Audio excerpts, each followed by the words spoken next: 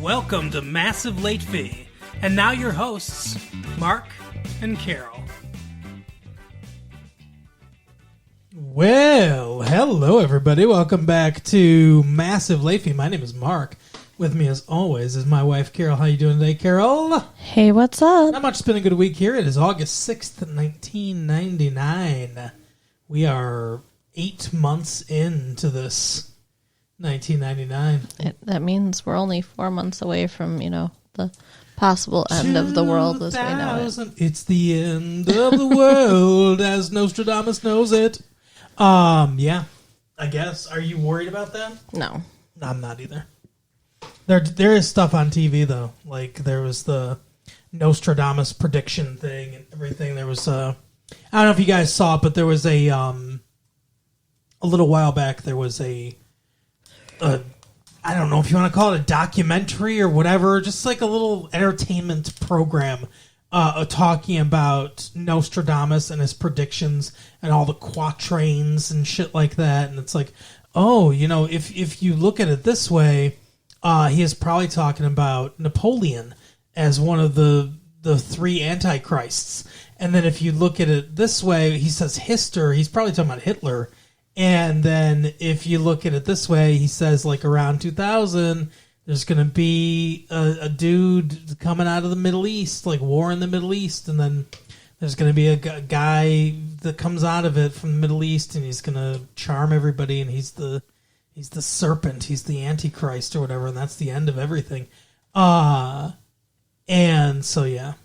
So why would we possibly believe that Nostradamus has any idea what the hell's going to happen? Because he's supposed to be psychic. Like, he said that, like, he died, and he was like, hey, you're going to find my grave in this year or whatever. And he put, like, whatever. Supposedly, he put the year, like, in a piece of paper or whatever in his grave, and they opened it up, and they're like, oh, that's the current year. It's like, he had a fresh newspaper in there. Interesting. I don't know. It's weird. But in my opinion, if you've ever seen any of Nostradamus' predictions or books of Nostradamus' predictions, essentially the dude wrote, like, I don't know, 50,000 poems about what he thought was going to happen in the future. And then people pick, like, 20 of them. And they're like, this stuff, if you rearrange the letters a little bit, kind of happened this way, that he says. And it's like, if you make it fit, then it fits. Yeah, right? Exactly. It's never, no one's ever correctly predicted anything from one of his quatrains. They've only done it in hindsight. Because he talks, like, the Hister one is the biggest one. It's like, this dude's name's Hister or whatever. And it's like, he means Hitler. He just misspelled it. It's like, he could see the future, but he misspelled it. Okay. Cool. I mean, there's only just a very few letters even in common. Yeah. Exactly. But anyway, so yeah, he apparently predicted that the year was going to end in 2000. But apparently he also said that there would be, after John Paul II, because apparently he predicted all the popes and shit. You notice how all this stuff's very religious, because like the church, like, was partially, like, bankrolling him or something. I don't know exactly all the details, but they were like, he was a patron of theirs or whatever. But anyway, he, like, supposedly predicted all the popes, and he was like, Pope John Paul II. And he's like, and then after this, there will be one more pope, and then the last pope ever on earth will be the next pope, and that pope will share the same name as the first pope. Now, I assume by the first pope they mean Peter, because Peter was the first pope. Okay. Peter the First. And let me tell you something, as a former Catholic and everything, and knowing what I know about the Catholics and their stance on tradition and shit like that, ain't no fucking way another pope is ever going to be Pope Peter again. There will never be a Pope Peter II. It would be looked at as sacrilegious to take the name of Peter, the first pope, Saint Peter, the pearly gates guy. You know him. You love him. Of course. God's favorite, or Jesus' favorite. I thought they were all called Pope John something. Oh, fuck no. Wow, okay. I mean... Have you ever heard of the Sistine Chapel? Uh-huh. That was commissioned by Pope Sistus Huh. The Sisters, the ninth? I don't know, whatever. But there's a bunch of different ones, yeah. And I thought all nuns were called Mary something. Oh, wow, interesting. Like Mary Magdalene. I don't think that's accurate, no. No, there's a lot of Marys, Mary Louise and Mary, like, whatever, but I think that there's also, like, Sister Elizabeth and Sister whatever, Catherine. So you can tell I'm not Catholic. No, she's not Catholic. I've gone to a handful of masses. That's it. Here's a test. Peace be with you. And also with you. Oh, there you go. I was raised Lutheran. Lift up your hearts. I don't know that one. Ooh, we lift them up to the Lord. Anyway, so speaking of the Lord took a good director named Alfred Hitchcock, and he brought him into the fold, and he died. He's dead, but he died a while ago. Aw. But he would have been 100 years old. Okay. If he had lived, he'd be 100 right now. Happy 100th birthday that you never made it to, sir. Yeah. He ate too many steaks and souffle or whatever. You didn't get sick from all those birds. He was, yeah, exactly. Actually, he was very afraid of birds. Well, that makes sense. He made something about something he's afraid of. Like, But movies lovers, they name their favorite Hitchcock movies. Do you have some favorite Hitchcock movies? yeah. Tell me. The Birds is one of them. Yeah. I mean, Psycho's, classic. You gotta love Psycho. Psycho. It's actually a constitutional amendment that you have to like Psycho. It is. So. But I remember, The Birds is one of the first horror movies I saw when I was a kid, and it freaked me the fuck out. How much Hitchcock have you seen? Have you seen like Rear Window, Vertigo, No. Lifeboat? Nope. I've probably only seen Birds and Psycho. Oh, interesting. Well, Pierce Brosnan, actor and star of the Thomas Crown Affair, said, God, so many. Psycho, I suppose, would be number one, at least this minute. At any other, it could be North by Northwest, another great one. Vertigo, To Catch a Thief. There's a touch of Cary Grant from that movie and Thomas Crown, of course. Wayne Indux, executive director of the Detroit Filmmakers Coalition, says Vertigo. And Psycho. Psycho is mentioned a lot. The Lady Vanishes. That's I like Hitchcock quite a bit, and there's a lot to his filmography. There's actually an entire Hitchcock collection from Universal Home Studios.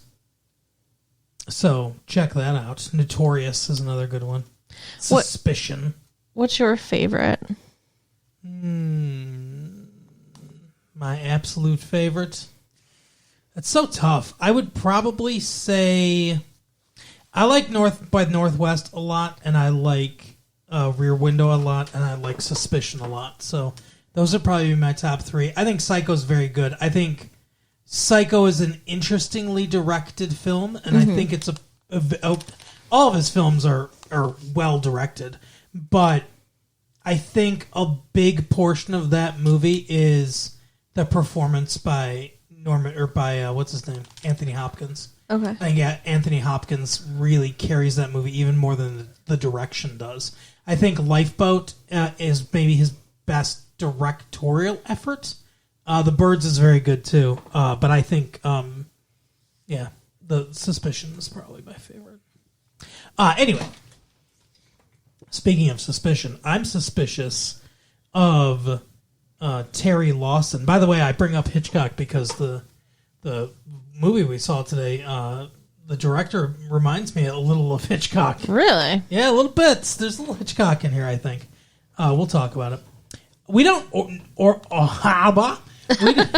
Are you sure about that? We don't often talk about Terry Lawson, who is the reviewer for the Detroit Free Press, in his reviews.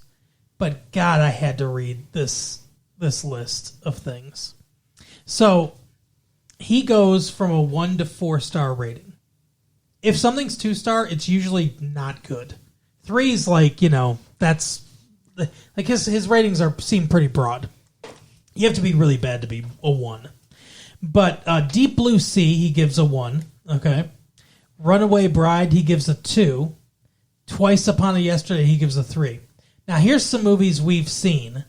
I'm just going to go through some of these movies because I think some of this is crazy. Okay. He gives a 3 to American Pie. Sure. It's a good movie. Yeah. Arlington Road, which we haven't seen, he gives a 2. Austin Powers, he gives a 2. Fine.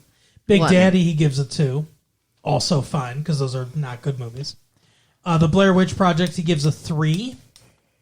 Drop Dead Gorgeous, he gives a 1, Oh, wow. which I liked a lot. Eyes Wide Shut, he gives a 3, so not quite his highest rating. I don't know if I agree with that either. The General's Daughter, he gives a 2. The Haunting, he gives a 1. Some of these movies we haven't seen. Right. Lake Placid, he gives a 2. The Matrix, he gives a 1. Are you kidding me? This guy has no business reviewing movies. Muppets from Space gets a 3. So Muppets from Space beats out The Matrix. By a lot, yeah. What the fuck? Notting Hill gets a 3. He gives The Phantom Menace a 2. He says that's better than The Matrix, which I wholeheartedly disagree. He gives Run Lola Run a 3. He gives South Park a 2. Summer of Sam, he gives a 2. Tarzan, he gives a 4. He thinks the movie Tarzan is better than Eyes Wide Shut. What the fuck is wrong with this person? I don't know.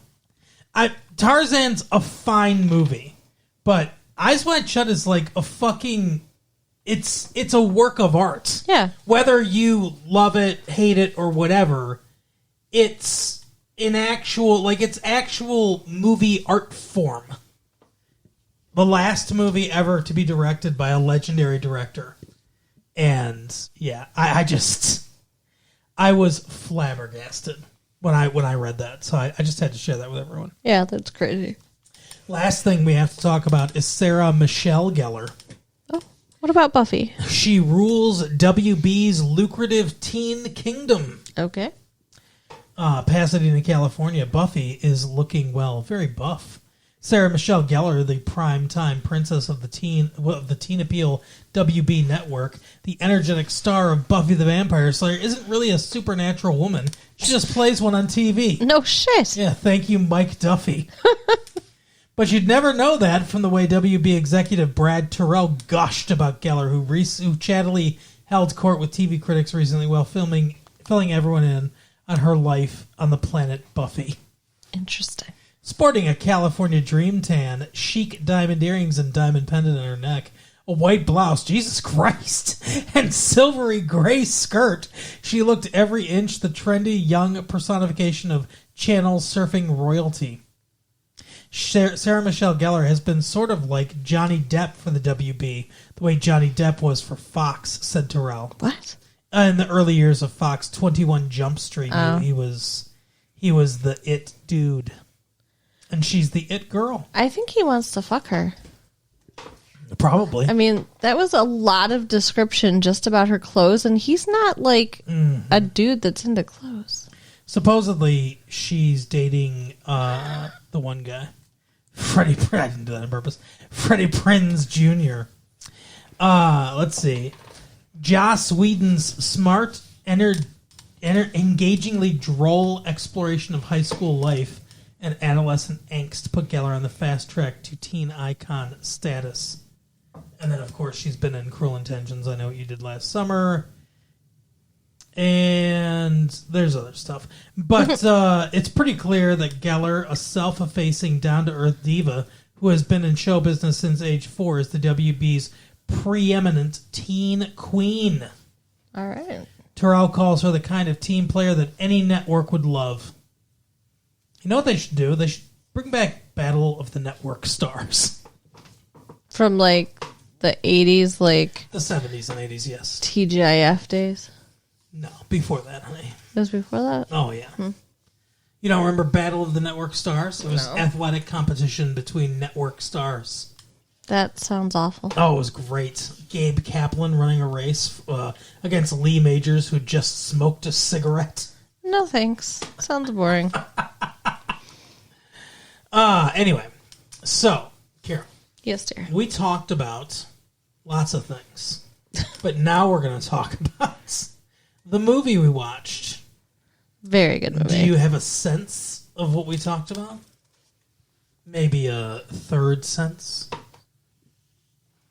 Mm-hmm. I didn't know that I was going to enjoy this movie because I hadn't seen the first through fifth sense. So we saw The Sixth Sense, you fucking weirdo.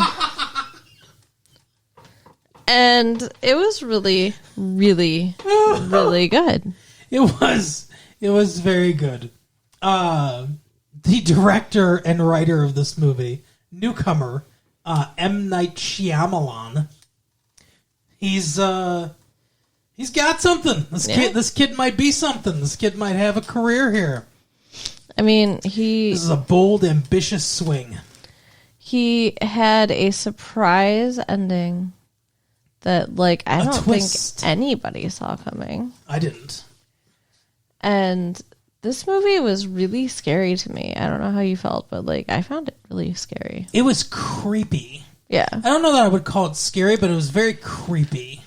What's the difference between scary and creepy? So creepy is, to me, gives me that unsettled feeling of like, oh, I don't like this, the skin crawly feeling. And scary is like, to me, scary has an element of fun to it too. When you're talking about movies. So scary to me is like Nightmare on Elm Street is scary, or Friday the 13th is scary. Okay. There's an element of like humor to that as well. There's an element of like a roller coaster kind of thing, where it's like, oh, look at all this horrible shit happening. So like, to me, that's a scary movie. This is like an unsettling, creepy movie.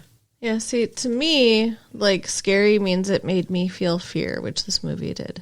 So, I think most effective horror movies are creepy as opposed to scary. Well, with your definition, I would say yes. Because I think scary just seems like, to me, scary just seems like almost like a funny word too. Like, okay. like a Halloween mask can be scary. Sure. It's like funny and unsettling or whatever at the same time. But, like a woman holding a severed head at your front door is creepy. Okay. So let's talk about the movie. Let's talk about severed heads. I mean, the movie. What did you like? Well, first of all, spoilers, because I don't know how we're gonna separate the overall from everything else. But if you haven't seen The Sixth Sense or the first through fifth sense, see them all, the whole collection. You had to go there again. Yeah, because you ran over my joke the first time. Because I was trying to save you from making such a terrible joke. I don't need your saving. And yet, here we are. They know I can be unfunny just on my own. Anyway, so I want to see it again. Mm-hmm. We just saw it. I want to see it again, which I think bodes well for the financial returns of this movie. Yeah. I want to see it again because after knowing the twist ending, I want to watch it again with that perspective. Yeah, to see where you missed it. It's almost like a movie that you need to see more than once. I mean, not even just for and I'm looking forward to seeing it more than once because it was really good. But it's a completely, like, I haven't watched it again yet, but I have to imagine that watching it the second time is a completely different experience than watching it the first time. Like, watching it the first time, the story carries you along in a certain way, and then watching it again, it's probably just as enjoyable, but you're watching it in a completely different way. It's almost like a cinematic magic trick. It's quite interesting. Yeah. I would say, so there's a lot of strengths to the movie. Are you okay? What the fuck? Yeah. Why? Because you were staring at me wide-eyed like fucking Bruce Willis was behind me or something like that. Oh my God, don't say anything bad about Bruce Willis. He's right behind you. Bruce Willis sometimes takes movies off, but I feel like he gave it his all in this movie. Yeah. He is behind me, isn't he? Your eyes flicked over my shoulder. What the fuck? Mr. Willis. Oh, hello. say, glad you're talking about my movie. Anyway, so the acting is the first thing I want to talk about because the acting is phenomenal in this movie. From Bruce Willis, as mentioned before, fantastic. The child, Haley Joel Osment. Yeah, he is fan-fucking-tastic. I feel like we've seen him before, but I don't know in what. Yeah, I don't think like I've maybe seen him even before. younger. Did we watch an episode of the Jeff Foxworthy show and he was one of his children? I don't know. I think so. I don't remember stuff like that. Come on now. If you see dead people, you might have been a kid on my show. Oh my goodness. If you should be nominated for an Oscar, you might have been a kid on my show. He needs to be nominated for an Oscar. This was like, so the central relationship in this movie is this child and Bruce Willis. And it works really well because they work off of each other very well. Mm-hmm. And this kid holds his own against Bruce Willis, who is an accomplished actor. It's like, it's mind-boggling how good of a performance this kid puts in. It may be the best acting performance I've seen out of any human being under the age of, let's say, 11 or 14 or something. Mm-hmm. Like I don't know exactly how old the kid is. I think he's like 8 or 9 or something like that. But insane. Yeah. Insane how well he did. And he seems like a little adult. He really does. Which he needs to, because if you were a person, because spoilers, he sees dead people. I am a person. He sees ghosts everywhere. Right. And he has his whole life. Mm-hmm. So if you were dealing with that and couldn't tell anybody for your whole life, it would make you older than your years. Oh, yeah, for sure. So, A+ job in the act. Just like even the minor characters too, because essentially everyone else besides those two is a minor character in the movie, with the exception of maybe his mom. I wouldn't put her in the minor category. What is her name? I can't remember the actress. Oh, I have no idea. I can't remember the actress's name off the top of my head, but I like her a lot. She's from Toni Collette, I think it is. She's fantastic. She's very good in this movie, and I like. She's awesome.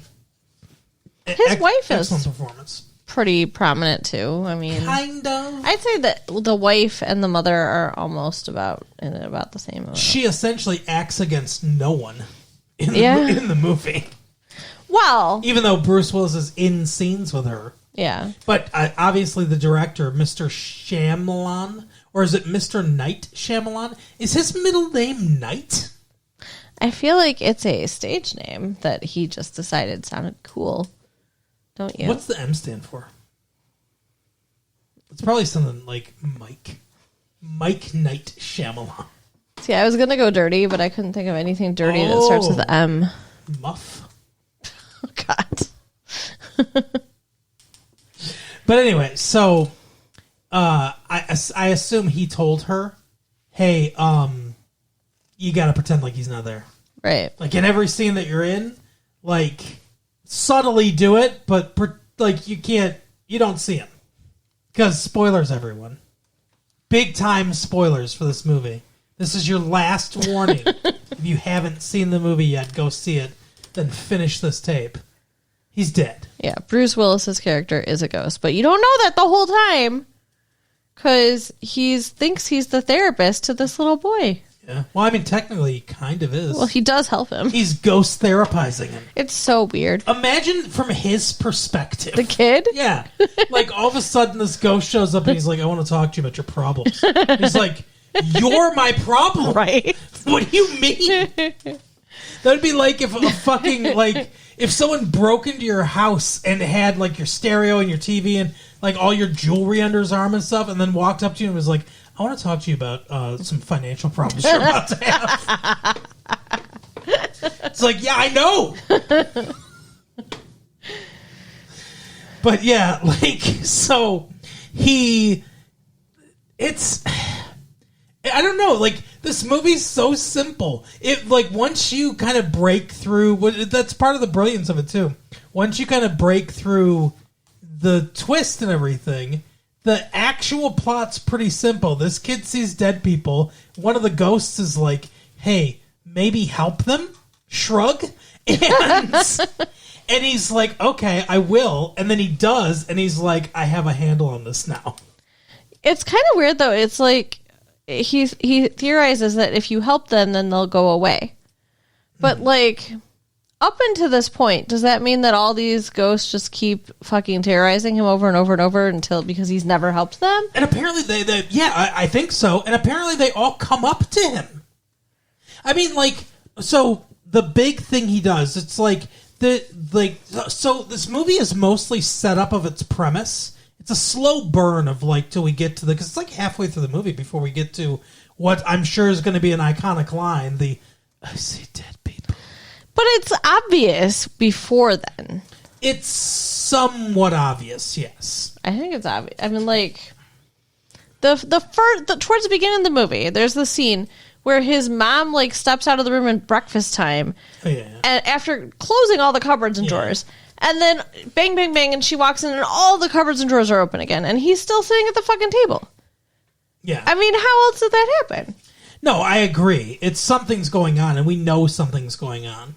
And his little handprints on the table. I mean, like, they couldn't have spelled it out harder. He did not do that. Right. But yeah, they all come to him, and somehow they all must seem to know that he can see and talk to them. Because a little girl comes to him. Now, apparently she wants to out her mother for poisoning her to death. Well, and she's trying to save her sister. And trying to save her sister. I don't know if that was my plan as a ghost. I would make it like, hey, why don't I appear to this guy like fucking pale as hell and vomiting? Like, that's not a pleasant way to try to get someone to do a favor for you. But here's the thing. Remember, he said they don't know they're dead. I guess that's true. So, like, I don't think they really have any control over how they're presenting themselves to him. How do they know to come to him? I don't know. Because he takes a bus and shit. Like, he goes a long way to this little girl's house. Where her funeral is. Like, it's not next door. No. So this ghost traveled a long distance to get to him. It is very weird. But I don't think all of them seek him out. I think the ones in his house did, like her, and the one that's in the kitchen. Yeah. And, the little boy with the gun. Oh, yeah. Let me show you my father's gun. But, like, that kid's dressed for the 70s, okay? He's been dead a long time. Yeah. This kid can't help him. Yeah, what's he going to do? Like, what? You want to go tell my little brother not to play with the gun? Guess what? No. What this kid wants is he wants him to do a PSA with him, like PBS or whatever. Don't play with guns, kids. Turn around, ghosts. But no one else can see him, so everyone's just like, is this kid nuts? What's going on? But anyway, so he goes and she shows him the tape and everything, and it's one of those weird situations which does happen where, like, some people have this mental disorder where they like to take care of people and they'll go to great lengths to do it. And I don't think this is another great thing about the filmmaking is nothing is like spelled out. No. Like, you could easily have, like, she could have easily had her be like, I didn't mean to, and like, like fucking break down and shit like that and everything, and all be overwrought at the funeral or whatever. But it's very clear that she was poisoning her little bits at a time to keep her sick because she liked taking care of her. And we know that because, like, on the tape and everything, she comes in, she's got a smile on her face, she looks happy to be taking care of her. Most people would not want to not want a child sick all the time. For most people, it sucks. But she's very happy to take care of this little child. And I think she just, if you poison someone even little bits, to make them sick over months, or supposedly this was a couple of years. Yeah. Then eventually they will kill them. The poison will build up in their system and they'll die. I believe it's called Munchausen by proxy. Yeah. So I think that she didn't mean to do it. It's a consequence of doing this for so long. She didn't look like she felt guilty, though. She just looked like, oh, I got caught. Maybe. I mean, I think she looked shocked more than anything else. And I liked that it was a quiet moment. Like I said, it wasn't a big overwrought moment or anything. I think that would have taken away from it. I liked that it was a little quiet. Like, the dad just looks destroyed. Well, and, yeah. like, crumpled, And he looks like the human equivalent of a wadded up piece of paper. And she just looks like, oh, no. God, that must be so awful. Anyway, yeah. But so her little sister's saved. She doesn't have to die. And Cole Sear, not the best writing. Not the best name, no. And like everything else about this movie, the writing of everything else about this movie is brilliant. Naming him Cole Sear, is not the best. But whatever. I mean, they might as well have named Bruce Willis's character Dr. Malcolm is Dead. Your last name is Dead? Okay. But great acting, too, from an emaciated Mr. Wahlberg, Donald Wahlberg.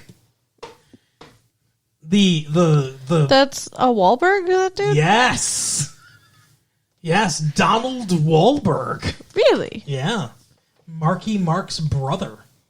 Does he always look like that? No, I think he did some cutting or whatever. He took some pre-workout from his brother. Just started doing some cutting. I don't know. No.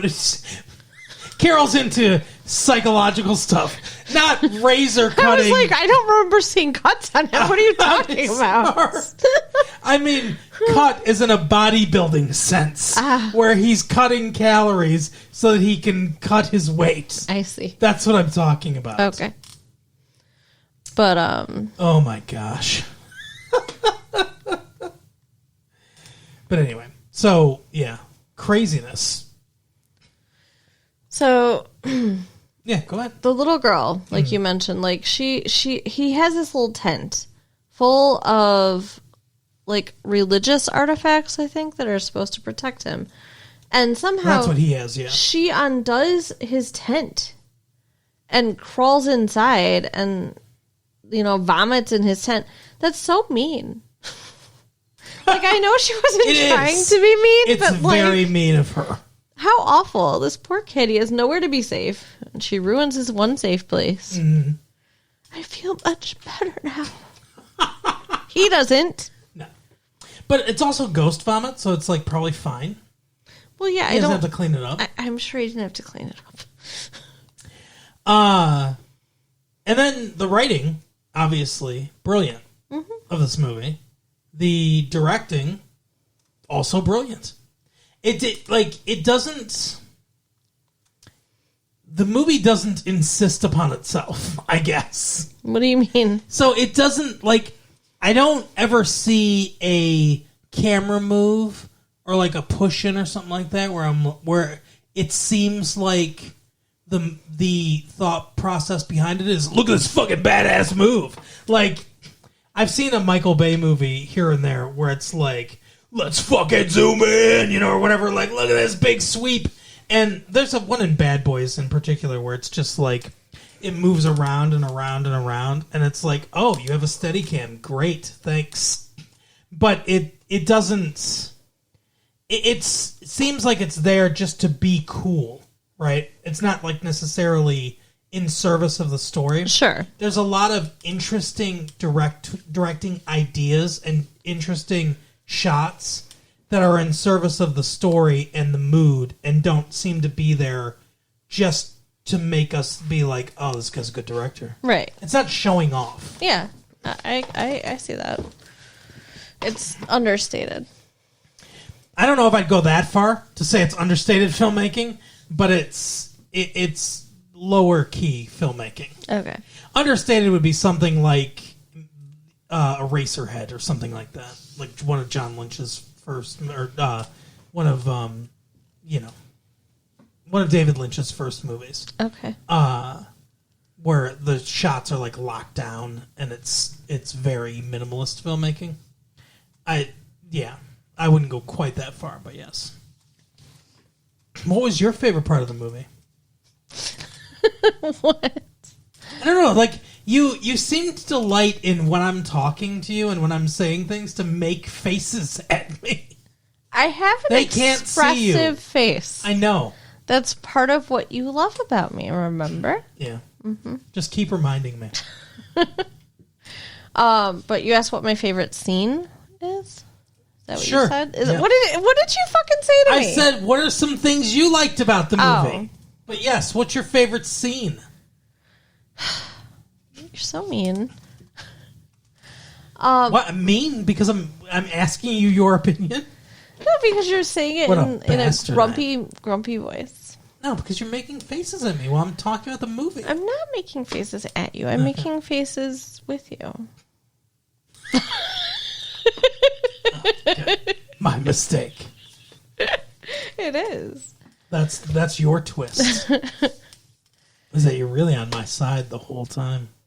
I am on your side. So, okay, what do I like about it? I think they built good characters. Yeah. Like, okay, sorry, I'm just.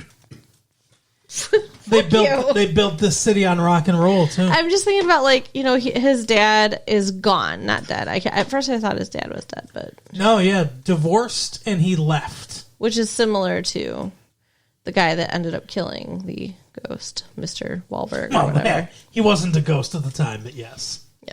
I feel like maybe I'm wrong about that now. What? That it's not a Wahlberg. Oh. He looked like a Wahlberg to me, but maybe I'm wrong. I'm questioning myself. He says, I know why you're afraid when you're alone. Or do you know why you're afraid when you're alone? I do. I do. Are you afraid when you're alone? No. Yeah, me either.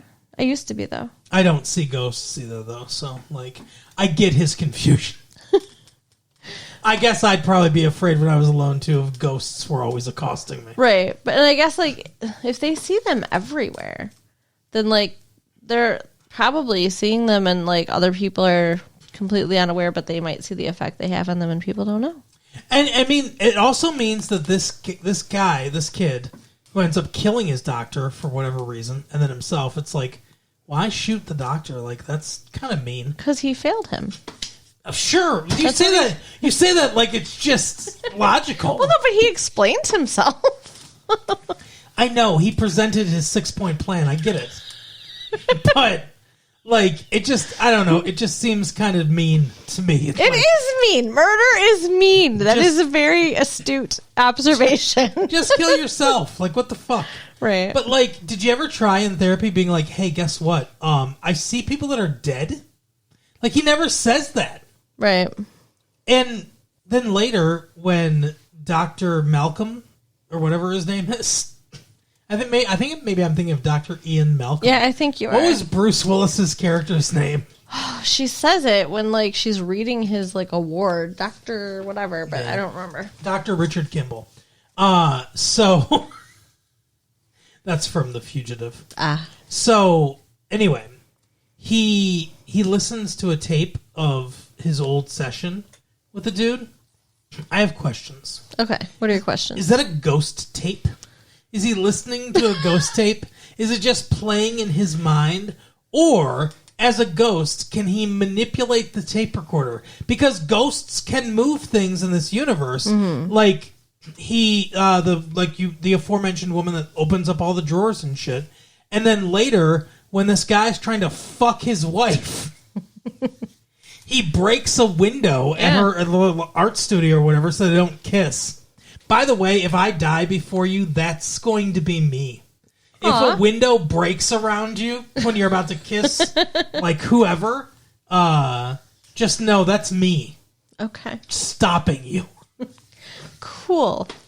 That's awesome. Thanks for that. Just remember, I'll be watching you always. Well, Till death do us part together. yikes. That Not- sounds like a murder-suicide Not threat just, right there. not just. You one heard of- him, right, people? Not just one of us. You have to wait till we're both dead. Then you can explore your options in the afterlife. What? It's crazy. Oh my god. Yeah. I had things to say and they've all about the tape recorder. Yeah. Like, he was obviously opening the door and going down to his office because she literally put a table with books stacked on it in front of Yeah. it. And yet he continually went down there. He always had trouble opening the door, but he still did it. Well, they cleverly cut. He can't. The door's locked, so like he can't open the door. So I feel like he maybe just moved through it. Yeah. Because like he would jiggle the handle, look for the key in his pocket, not find it. We'd cut, and he'd be downstairs. Yeah. So I think he was using a tape recorder and listening to an old tape. I don't think that it was imaginary. So if she walked in, she would have heard that tape. Oh, that would have been creepy. That means too that he actually had evidence that ghosts, and it's still there. That tape is still there. That's evidence that ghosts exist. But I mean, that's not the only tape like that in the world. I mean, granted, and that's a fictional tape anyway, but tapes like that actually do exist. Oh, okay. Do tell. No, I mean, I know you don't believe in it, but there are ghost I hunters. have. There are paranormal investigators. Sure. Who will do recordings while they're investigating, and then if you turn it up loud enough, there are EVPs, electronic voice phenomena, Ah. where you can hear like whispers and stuff. Oh, like careless whispers? Sure. You turn it up loud enough and it just says... He amuses himself so much he can't even get through a sentence because he's making himself laugh. He's just like Guilty feet clutching have got himself. no rhythm. So I'm never gonna dance again. It's the ghosts. Okay. They're big George Michael fans. Not as much Wham, but they're big George. That's a Wham song, but they're big George Michael fans. Andrew Ridgeley, they don't mess with him as much. Another nod to actual paranormal investigation and stuff. The wall of pictures of Cole as a baby and growing up and stuff, they all have little orbs by his head. Yeah. You know, like a lot of times people will see orbs in photos and, you know, they think they're ghosts. And it's definitely not just imperfections in the photo process. I mean, it certainly could be, but I don't think every single picture It's having, ghosts. you know, that around him would, you know, be... You're talking about a movie. You're explained. citing a movie as evidence now. No, I'm talking about in this movie. Yeah, obviously in the movie, ghosts exist. We see them. In the movie, I believe in ghosts. In real life, I don't know. I'm still I don't say I completely don't believe. I'm up in the air. I don't know. Okay. But yeah, what did I want to say about the? Oh yeah, so Toni Collette also knows that ghosts exist. Who's that? That's his mom. At the end of the movie, Mrs. Sear. Because brilliantly written scene. Yeah. Super emotional. Like, you don't expect in a creepy little movie like this to start like crying or whatever because you're like, oh, I should call my parents. Because she talks about like it's foreshadowed earlier that her little butterfly pendant or whatever keeps missing. Bumblebee. And keeps going missing, and that she found it like in his drawer or whatever, and she's like, "You fucking took it again," and he's like, "No, I didn't." And at the end of the movie, he's like, "Yeah, Grandma is taking your pin." Grandma says she's sorry she keeps taking her pin. She just really likes it. Why is she putting it in his drawer? I don't know. It's fucked up. It seems like Grandma's trying to get him in trouble. Right? Like, it's kind of fucked up. I think he was rude to Grandma before she died or something like that. And she's like, "I'll fucking get you, Cole Sear." I mean, it's not like she's taking it with her. No. To where? She's I don't know. framing him. And so it seems kind of like all ghosts need to do something. I mean, like, at least from the one example we get, the ghost wanted to do whatever, like save her sister, and she does, and then she's cool and she goes away, presumably to heaven. And the doctor, Bruce Willis, his thing is to work through the one big mistake he made, which was failing that kid by helping a kid in the exact same situation. Right. And so he does help that kid. And then he is like, I've let everything go, so I can go now. No. He wanted to talk to his wife. That was the last thing he wanted to do. Like, I feel like the universe wanted him to help this kid. Mm-hmm. That was like his what saving grace? Like raison d'etre? I don't know what the fuck that means, but reason retribution. Okay, sure, retribution. But his desire was to talk to his wife, which he does get to do. Yeah, which Cole helps him. Like, he helps Cole, Cole helps him. And then he fades into white and presumably goes to heaven. Right. So my question is, what does his grandma need to do? Does he help his grandmother by saying the stuff that he says to his mom? Probably. But so presumably she's also going away to heaven now. But imagine like hearing that. Imagine you had a son and your mother was not alive anymore. And imagine hearing that from your son. Being like, hey, grandma says you don't think she saw her dance or whatever. Like, this shit that happened long before he was born that you've never talked to him about. And he's like, but, she did and all this stuff and everything. And all the stuff he says, it's very personal, emotional. It's clear she believes him at the end. Yeah. And it seems like, hey, maybe they're going to be okay. She knows now, and she can help support him or whatever in this dealing with ghosts. I mean, maybe he can parlay that into big money, big prizes. I don't know. I mean, it's obvious that she loves him a lot and that they have a good relationship. So I feel like, yeah, the fact that he no longer has to lie to her is going to do nothing but help them. And the dad's an asshole, obviously. Well, yeah, because he's gone. But yeah, I mean, like, I don't have a lot. I have no notes. I love that you're like, I don't have a lot to say. We've been talking about this movie for like 40... yeah, okay. 7 minutes. I'm just saying, I have no notes. Like... Yeah. We often talk about there are, a few perfect movies out there. I think Back to the Future is one of them. And by perfect, I don't mean you must love this movie or whatever. Just that the movie has no real flaws.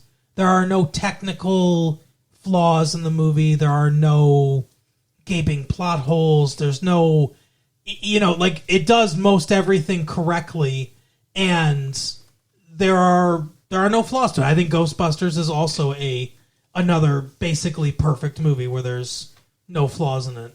I think this is a perfect movie. I can't think of a single thing, even though the premise is...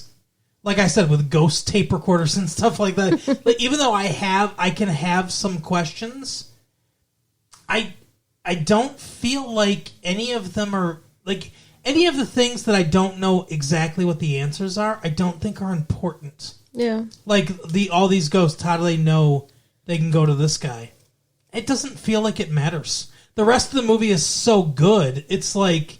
it's not a plot hole. Is that even like a nagging question? No, not really. Like, they just know. I mean, if they're dead, they couldn't just know. That's fine. Like, I can't think of anything where I'm like, this doesn't make a lot of sense or they should have done something different here. I think this is a perfect movie. I really liked it, so I'm not going to argue.